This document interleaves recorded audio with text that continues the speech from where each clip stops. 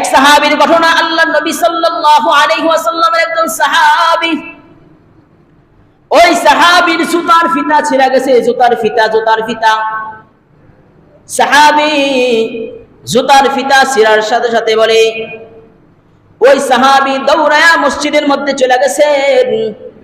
মসজিদের মধ্যে যায়া 2 রাকাত নামাজ আদায় করছেন। 2 রাকাত নামাজ আদায় করার পর আল্লাহ পাক রব্বুল আলামিনের কুদরতি কদমে সিজদায় পড়ে গেছেন। হাত তুলে রবকে বলেন, রব জানি, আজকে জানি যে জুতার ফিতা ছিঁড়া গেছে, মুচির কাছে গেলে জানি মুচি সিলায়া দিবে। আমি জানি বাজারে গেলে নতুন জুতাও কিনা যাবে, কিন্তু রব দুনিয়ার মানুষের মুখাপেক্ষী হওয়ার আগে আপনার কাছে চেয়ে গেলাম, এই রব জুতার ফিতা ছিঁড়া গেছে, জুতায় সেলাই করব, আপনার সাহায্য চাই। সুবহানাল্লাহ বলবেন। এই রব জুতার ফিতা ছিঁড়া গেছে, নতুন জুতা কিনতে যাবো, কিন্তু আপনার নুসরত চাই। আল্লাহ দুনিয়ার মানুষের কাছে চাওয়ার আগে আপনার কাছে চাইতেছি, আল্লাহ আপনি আমাকে উত্তম জুতার ব্যবস্থা করিয়া দেন।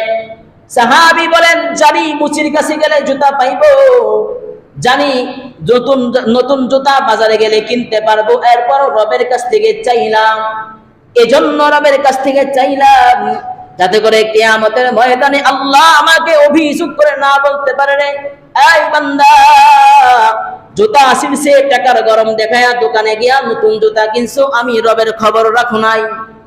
এই বান্দা জুতা ছিল, টাকার গরম ছিল, নতুন কাছে চলে গেছো, আমি রবকে তুমি বলো নাই। এই অভিযোগ যেন আমাকে রব না করতে পারে, এজন্য রবের নিকট আগে চাইলাম, চাওয়ার পরে আল্লাহর সাহায্য নিয়ে আমি মসজিদ থেকে বের হয়ে নতুন জুতা কিনলাম। বলেন সুবহানাল্লাহ। আর আমরা হলে কি করতাম বলেন? জুতা ছিঁড়ছে ফালাই দিয়ে নতুন জুতা কিনলাম, কারণ টাকার গরম। রব বলেন, তোমাকে সম্পদ দিছে কে? তোমাকে অর্থ দিছে কে? কে তোমাকে শক্তি দিয়েছে? সে রবকে তুমি ভুলে গেলা। প্রত্যেকটা কাজে কর্মে সাহাবায়ে কেরাম রবকে অনুসরণ করতেন, রবকে স্মরণ করতেন, আল্লাহকে স্মরণ করতেন। এই জন্য তারা মুসিবতে পড়লে, বিপদে পড়লে সবসময় আল্লাহর শুকরিয়া আদায় করতেন।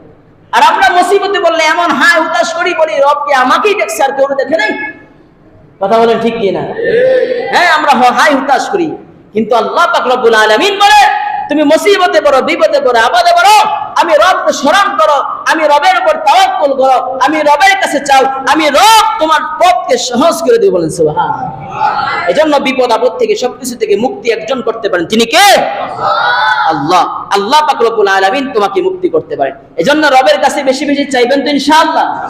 রবের কাছে যত চাইবেন তত রব খুশি হয়। সামনে রমজান মাস আসতেছে, নিজের গুনাহের জন্য ক্ষমা চাইবেন, এবং যা কিছু লাগে মনে রাখবেন, আপনি যা কিছু কিনেন, যা কিছু করেন, আগে রবের কাছে চাইবেন। আগে কার কাছে চাইবেন বলেন? আরো আওয়াজ দিয়ে বলেন, আরো আওয়াজ দিয়ে বলেন। আল্লাহর কাছে চাইবেন, আল্লাহর কাছে চাইবেন, এরপরে আপনি কাজ করবেন। ইনশাআল্লাহ যদি মুসিবত থাকে, বিপদ থাকে, আল্লাহ আপনাকে উদ্ধার করবে ইনশাআল্লাহ।